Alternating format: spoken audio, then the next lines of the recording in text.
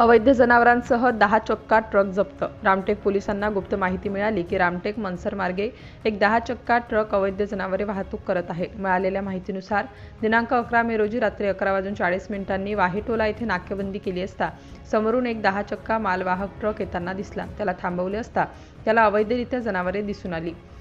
पंचासमक्ष truck क्रमांक MH35 AJ 1233 व त्यात असलेले जनावरे असा एकूण 28,45,000चा मुद्देमाल जप्त करण्यात आला असून ट्रक चालक इम्रान युनुस शेख वय 31 वर्ष राहणार गोंदिया यास ताब्यात घेऊन त्याच्यावर रामटेक पोलीस स्टेशनला गुन्हा नोंद करण्यात आला आहे।